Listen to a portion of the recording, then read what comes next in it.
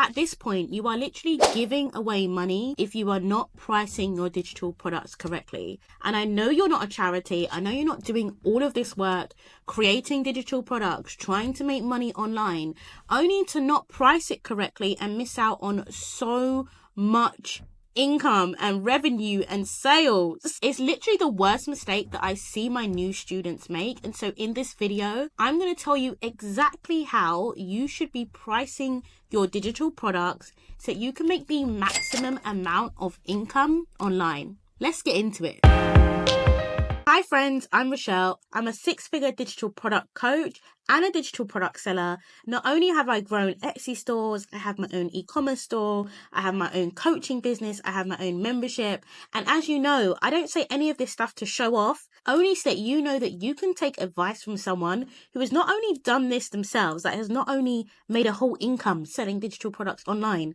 a very good income, but has also helped students do the same. In this video, I'm breaking down the 5-part strategies to effectively pricing your digital product. You're going to want to hang around to the end because I'm going to be dropping some gems that are going to completely change your financial situation.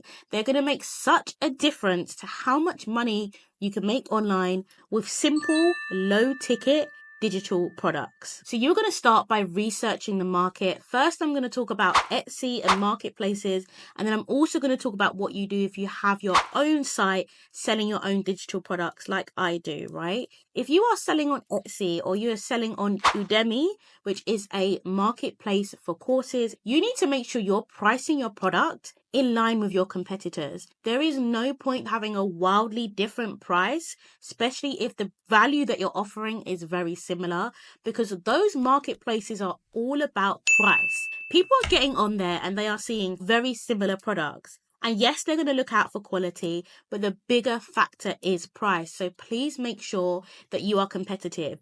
You don't need any fancy tools to tell you how much you should price your digital products. Look at your competitors and price accordingly. If you are new, I would recommend going just under so that you can be more competitive and more appealing. If you're selling on your own website, and I really recommend Beacons for this, it's a free site that you can easily set up. I actually have a video just here probably showing you how to do that. Then your approach is very similar. Instead of finding competitors on the marketplace, you are going to go out and do some good old-fashioned research. You are going to Google, you're going to go on social media, you're going to go on Meta Ads Library where you can see all of the ads that are running, and you're going to find people that are selling products either similar to yours or selling to a similar audience. And you're going to do the same thing. You're going to make sure that your pricing is competitive, and you're also going to check out like how much value are they offering, and does your product offer the same amount of value? If it doesn't, you might need to do some tweaks to your product.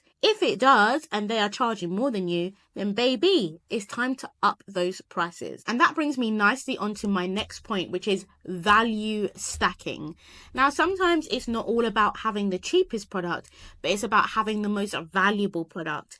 And you'll see people, I do this as well a lot, by creating bundles. So they might be selling a template, but to make it even more valuable and to stack the value, they might bundle that with other templates, other products. So for example, you might be selling a habit tracker. This is your product. You've created it in Notion potentially because that's the most profitable and it's a really good product. But actually, you want to make it even more valuable. What would you add? You might add a 30-day healthy habits checklist. This could take you 10 minutes to pull together in Google Doc. All of a sudden, you're not just selling a habit tracker, you are selling a habit tracking bundle. You might add to that a video tutorial. So you might record a video talking about how you can introduce healthier habits into your life. You might then add a mini ebook all about forming healthy habits and the psychology of doing so. You might use ChatGPT to help you create it.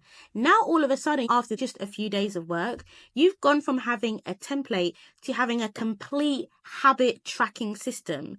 Can you see the difference? And can you see how one is more appealing? And you can actually charge 3, 4, 5 times the amount for your complete system rather than just your standalone template. So this is again about value stacking. How can you stack valuable things on top of your product to help you increase the price of your product? You can then also sell those things individually if you want to and double up on how much money you're making.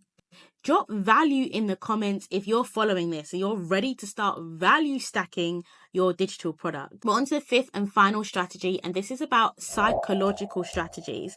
Now, sometimes you don't need to value stack. You don't need to do research into your competitors.